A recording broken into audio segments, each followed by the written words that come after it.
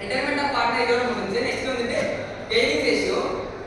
Gaining ரேஷியோனா ஒண்ணுமே இல்ல, like ஏ B C மூணு பேரும் வந்துட்டு ஒரு கம்பெனில ஒரு ஃபர்ம்ல வந்துட்டு வேலை பார்க்கறாங்கன்னா சி வந்துட்டு ரிட்டையர்மெண்ட் ஆகிறாரு அப்படின்னா அவர் தான் வந்துட்டு ரிட்டையர்மெண்ட் ஆஃப் இம்பார்ட்டன்ட் ஆஃப்ல but retirement of partner.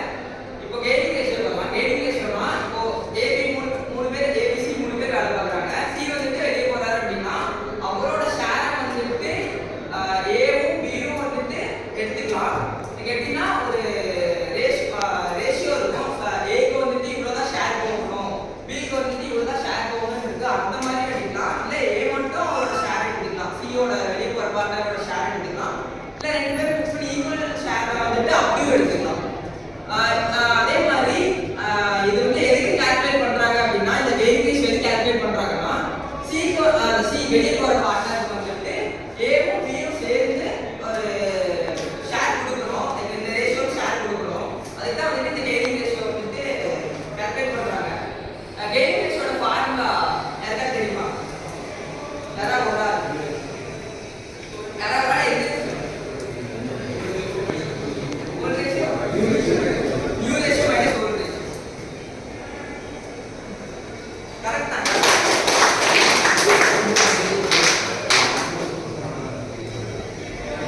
new ratio ல ratios என்ன பேஸ் பண்ணி ஃபாலோ பண்ணுவாங்க? new ratio ல ratio இல்ல சார், சம்மர்ல ஆல்ரெடி ஒரு கொடுத்துருப்பாங்க சார். அந்த ரேஷியோ நீங்க பாத்தீங்கன்னா ஃபர்ஸ்ட் ஜாயின் பண்ணும்போது ஷேர் ஹோல்டர்ஸ் கூட ரேஷியோ, இந்த ரேஷியோ எப்படி இருக்கும்?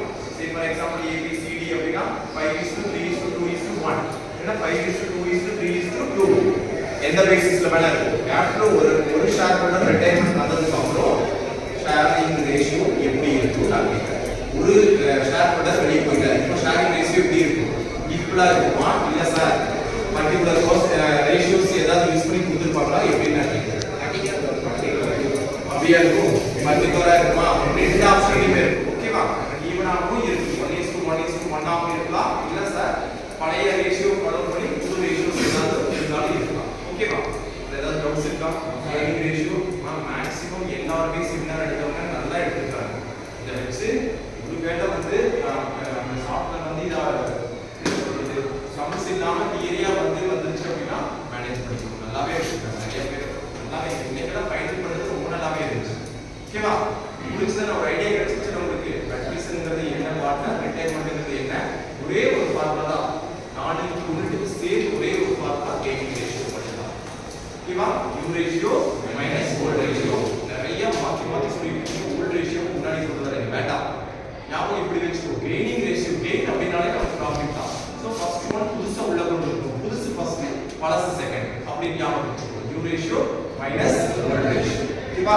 U ரேஷியோ கொடுக்க மாட்டாங்க சம்ல, நீங்க அப்படியே தான் அஷ்யூம் பண்ணணும். O ரேஷியோ கொடுக்கணும். கிளியரா? ஓகேவா?